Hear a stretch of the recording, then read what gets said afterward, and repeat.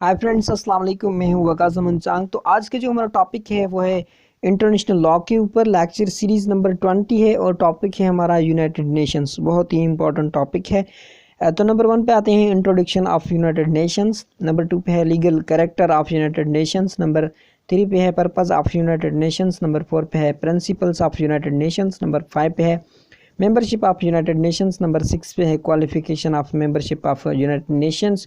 Number 7 पे है organs of United Nations. तो ये सातों हम पढ़ेंगे। अभी आते हैं नंबर 1 पे, introduction of United Nations. The United Nations is an world organisation in which the members of states are unite और एसोसिएशन ऑफ स्टेट्स। ठीक है, तो यूनाइटेड नेशन ये क्या है? एक वर्ल्ड ऑर्गेनाइजेशन है। इसमें जो इसके जो मेंबर होते हैं स्टेट्स के, ठीक है, इसमें यूनाइटेड नेशंस के जो स्टेट्स जो भी मेंबर होते हैं वो यूनाइट होके एक एसोसिएशन बनाते हैं जिसको हम यूनाइटेड नेशन या वर्ल्ड ऑर्गेनाइजेशन बनाते हैं, तो उसको हम यूनाइटेड नेशंस बोलते हैं। The United Nations is formed in 1945। ये कब फॉर्म हुई थी? 1945 में, in the backdrops of devastation of world war II and failure of league of nation. तो ये जो 1945 में ये जब फॉर्म हुई थी, कब हुई थी कि वर्ल्ड वार II जब लगा था, ठीक है, तो वर्ल्ड वार II के बाद लगी थी ये मतलब कि ये बनाई गई थी। वर्ल्ड वार I में जो लीग ऑफ नेशन थी, तो वर्ल्ड वार I में भी लीग ऑफ नेशन बनाई। उस लीग ऑफ नेशन जब फेल हो गई तो ये यूनाइटेड नेशंस और इसका जो सिस्टर इंस्टीट्यूशन था ICJ, international court of justice, बनाया गया पीस कायम करने के लिए ग्लोबली तौर पे। The United Nations is currently most influential global organisation with 192 members states. ठीक है, तो यूनाइटेड नेशन क्या है? करंटली तौर पे भी बहुत ही असरअंदाज ग्लोबली तौर पे एक ऑर्गेनाइजेशन है जिसमें 192 मेंबर्स हैं स्टेट के। ठीक है, the UNO has 6 principal organs. ठीक है, and all organs of United Nations are located at international territory of New York USA। तो ये जो 6 ग्लोबली 6 इसके प्रिंसिपल्स ऑर्गन है यूएनओ के, वो हो गए UN जनरल असेंबली है, UN सिक्योरिटी काउंसिल है, UN economic and social council है, ट्रस्टीशिप काउंसिल है, सेक्रेटरीट काउंसिल है, इंटरनेशनल कोर्ट ऑफ जस्टिस है। तो ये जो 6 मेंबर्स हैं इसके यूनाइटेड नेशंस के, ठीक है, तो ये कहाँ पे लोकेटेड हैं? ये न्यूयॉर्क USA में लोकेटेड हैं, उसकी टेरिटरी में। ठीक है, legal character of United Nations, तो इसका जो कानूनी तरीके से इसका क्या कैरेक्टर है यूनाइटेड नेशंस का? The United Nations considered to be as association और ऑर्गेनाइजेशन ऑफ स्टेट्स। ठीक है, तो यूनाइटेड नेशंस को कंसिडर किया जाता है एसोसिएशन, टू बी एसोसिएशन और ऑर्गेनाइजेशन। इसको एक ऑर्गेनाइजेशन है स्टेट की या एक एसोसिएशन है, इसको कंसिडर किया जाता है। But it should be noted that here, पर यहाँ पे ये भी आपको जहन अंदाज करना चाहिए, जहन नशीन करना चाहिए कि that there United Nation also has a legal personality of its own apart from those its membership. तो ये इसके जो मेंबरशिप है 192, इसके अलावा इसको एक लीगली तौर पे एक लीगल पर्सनालिटी भी के हवाले से भी इसको बहुत ही इम्पोर्टेंट अहमियत दी गई है। तो ये एक लीगल पर्सनालिटी के हिसाब से भी यूनाइटेड नेशन बहुत ही इम्पोर्टेंट ऑर्गेनाइजेशन है। Article number 104 of UN charter. तो यूनाइटेड नेशन का जो चार्टर है, चार्टर ऑफ यूनाइटेड नेशन 104, ठीक है, तो इस आर्टिकल में है कि the organisation shall enjoy in the territory of each of its member. ठीक है, तो इस ऑर्गेनाइजेशन के जो भी मेंबर है तो ये क्या कर सकते हैं? ये ऑर्गेनाइजेशन उन मेंबर्स की टेरिटरी को भी इंजॉय कर सकती है। सच लीगल कैपेसिटी एज में necessary for exercise of its function and fulfilments of its purpose. तो ये अपने पर्पस के लिए, अपने मतलब पर्पस के लिए ये उन जो मतलब कि स्टेट्स इनकी मेंबरशिप है UN की, तो वो उनके अंदर एक्सरसाइज कर सकती है अपने पर्पस के लिए, वो अपना पर्पस फुलफिलमेंट कर सकती है। ठीक है, तो article number 105 of United nation charter further provided that the organization shall enjoy in territory of each of its member such privileges and immunities are necessary for fulfillment of its purpose। ठीक है, तो ये same बात करता है, थोड़ी सी difference है इसमें।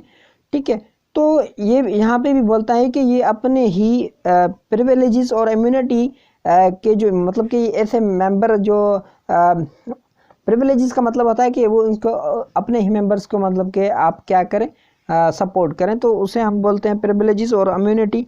तो उस मकसद को फुलफिलमेंट करने के लिए, पूरा करने के लिए उन प्रिविलेजेस जो मेंबर हैं उनकी भी क्या कर सकती है, जो टेरिटरी है उसको यूज़ कर सकती है, उसको एंजॉय कर सकती है। ठीक है, ये article number 105 of charter of United Nation में बयान किया गया है। The General Assembly of United Nation adopted the convention on the privileges and immunity of UN in 1946। तो जनरल असेंबली और जो यूनाइटेड नेशन की जनरल असेंबली है वो उसने जो कन्वेंशन अडॉप्ट की 1946 में इम्यूनिटी और प्रिविलेजेस के ऊपर। Article number 1 of the convention, इस कन्वेंशन का जो आर्टिकल नंबर 1 है, the United Nation shall possess judicial personality, it shall have the capacity. तो यहाँ ये आर्टिकल नंबर 1 बोलता है कन्वेंशन का कि यूनाइटेड नेशन को क्या, उसको जुडिशियल पर्सनालिटी भी है और it shall have the capacity, इसको मतलब के जुडिशली पर्सनालिटी और इसको जुडिशियल कैपेसिटी भी है यूनाइटेड नेशन को।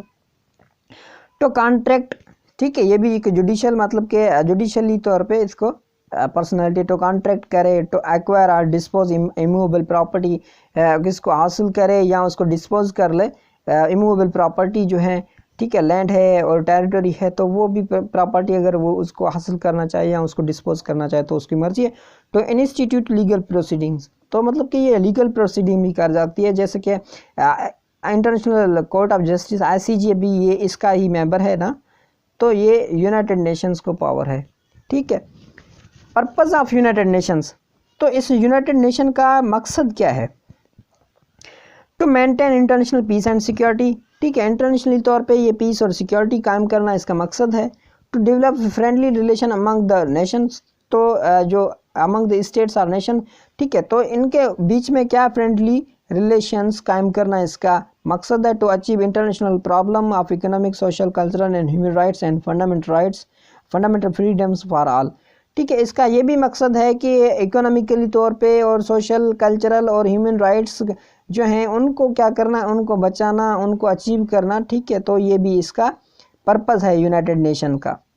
नंबर 4 पे है to make United Nation a centre for the attainment of above communities, तो ये जो कम्युनिटीज दी गई हैं तो इनमें ये भी एक यूनाइटेड नेशन का सेंटर है for the attainment of the above communities. ठीक है, तो ये भी पर्पस है यूनाइटेड नेशंस का। नंबर ठीक है, और अभी आते हैं हम प्रिंसिपल्स ऑफ यूनाइटेड नेशंस पे। नंबर 1 है the sovereign equality of all members, ठीक है, तो जो यूनाइटेड नेशंस का जो असूल है वो है कि the sovereign equality of membership, ठीक है, तो उस मेंबरशिप में क्या हो, इक्वलिटी हो, उसको जो उनकी खुद मुख्तियारी हो, तो उन मेंबर्स को एक दूसरे से इक्वलिटी, मतलब कि जो भी मेंबर हैं यूनाइटेड नेशन के वो इक्वली तौर पे ट्रीट किए जाएं।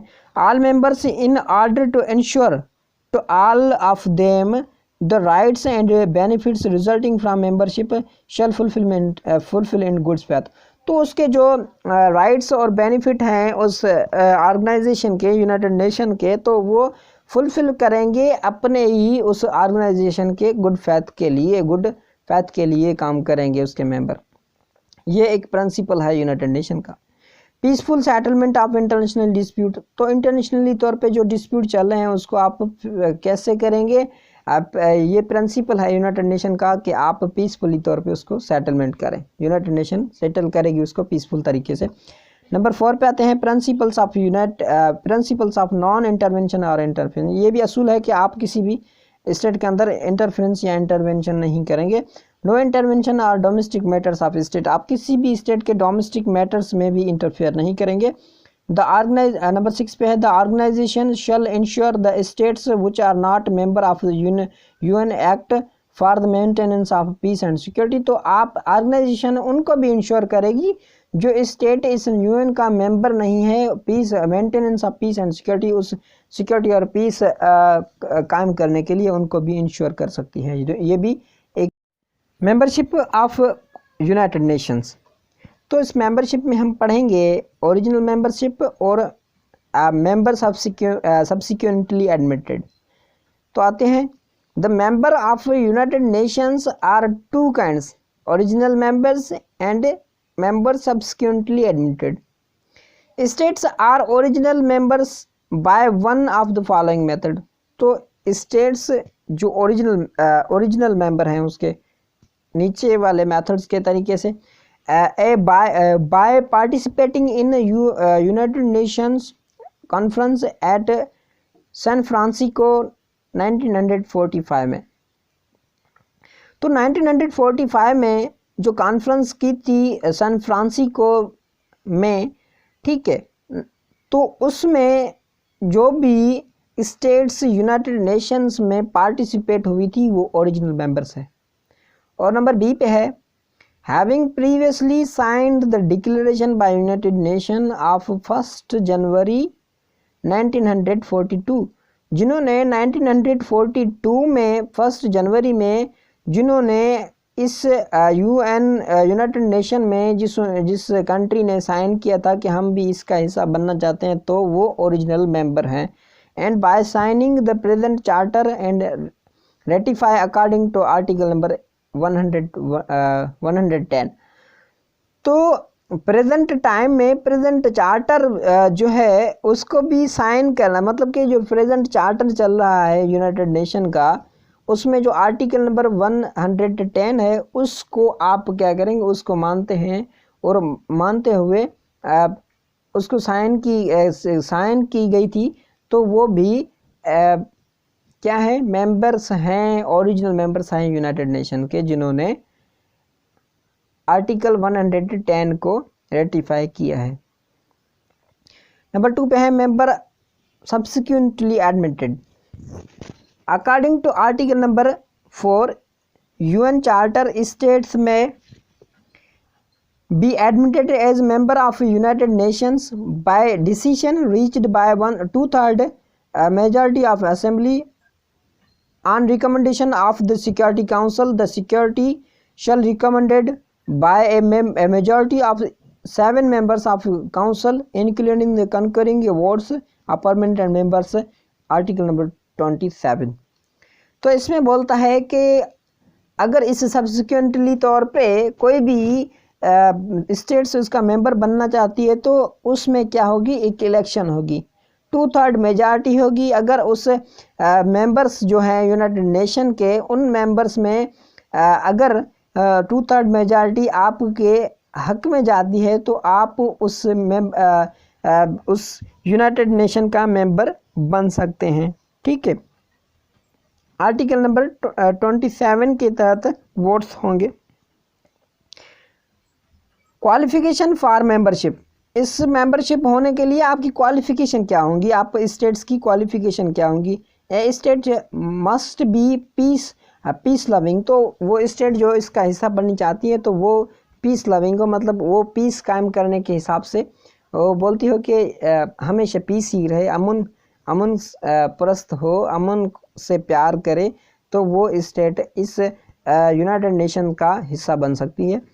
It must accept the obligation contain in charter, तो जो भी चार्टर्स में जो राइट्स और ऑब्लिगेशन दिए गए हैं उनको क्या करेगी, एक्सेप्ट करेगी, तो वो भी यूनाइटेड नेशन का हिस्सा बन सकती है। In the judgement of organisation it must be able and willing to carry out the obligation, तो इस ऑर्गेनाइजेशन की जो जजमेंट आई उसके तहत आप क्या करें, वो स्टेट उस ऑब्लिगेशन को मानने के लिए विलिंगनेस होंगी, तो वो क्या करेंगी, आप उस यूनाइटेड नेशन का हिस्सा बन सकती हैं। और आर्गन्स ऑफ यूनाइटेड नेशन मैंने पहले भी बयान कर दी है, पर अभी पढ़ते हैं organs of United nation.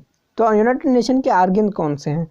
Number 1 पे है यूएन जनरल असेंबली, नंबर 2 पे है यूएन सिक्योरिटी काउंसिल, नंबर 3 पे है UN economic and social council. Number 3 पे है 4 पे है ट्रस्टीशिप काउंसिल। नंबर 5 पे है सेक्रेटरीट काउंसिल।